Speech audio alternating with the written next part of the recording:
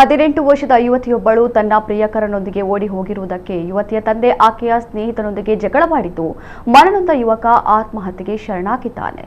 ಈ ಘಟನೆ ನಡೆದಿರೋದು ಚಿಕ್ಕಮಗಳೂರಿನಲ್ಲಿ।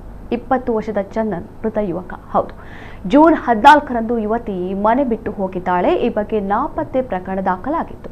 ಮೊಬೈಲ್ ಕಾಲ್ ಲಿಸ್ಟ್ ಆಧಾರದ ಮೇಲೆ ಪೊಲೀಸರು ಚಂದನ್ನನ್ನ ವಿಚಾರಿಸಿದ್ದಾರೆ। ಇತ್ತ ಯುವತಿಯ ತಂದೆ ನನ್ನ ಮಗಳು ಹೋಗಲು ನೀನೇ ಕಾರಣ ಎಂದು ಚಂದನ್ನ ಜೊತೆಯಲ್ಲಿ ಗಲಾಟೆ ಮಾಡಿದ್ದಾರೆ। ಇದರಿಂದ ಬೇಸರಗೊಂಡ ಯುವಕ ಆಕೆ ಹೋಗಿರೋದಕ್ಕೆ ಕಾರಣ ನಾನಲ್ಲ, ಊರಿನ ಜನ ನನ್ನನ್ನ ಒಂದು ರೀತಿ ನೋಡ್ತಿದ್ದಾರೆ। ಆ ಹುಡುಗಿಯ ಅಪ್ಪ ನನಗೆ ತುಂಬಾ ಬೈದ್ರು, ನನಗೆ ಬದುಕಲು ಇಷ್ಟ ಇಲ್ಲ, ಕ್ಷಮಿಸಿ ಎಂದು ತನ್ನ ತಾಯಿಗೆ ಮೆಸೇಜ್ ಮಾಡಿ ಬಳಿಕ ಆತ್ಮಹತ್ಯೆಗೆ ಶರಣಾಗಿದ್ದಾನೆ। ಇತ್ತ ಯುವತಿ ಕೂಡ ಅಪ್ಪನಿಗೆ ನನ್ನನ್ನ ಹುಡುಕಬೇಡಿ, ಚಂದನ್ ನನಗೆ ಅಣ್ಣನ ರೀತಿ ಅಂತ ಪತ್ರ ಬರೆದಿಟ್ಟು ಹೋಗಿದ್ದಳು। ಇನ್ನು ದಲಿತ ಸಂಘಟನೆಗಳು ಯುವತಿಯ ಅಪ್ಪನ ಮೇಲೆ ಪ್ರಕರಣ ದಾಖಲಿಸಿ ಎಂದು ಠಾಣೆ ಬಳಿ ಜಮಾಯಿಸಿ ಆಕ್ರೋಶ ಹೊರಹಾಕಿದ್ದಾರೆ।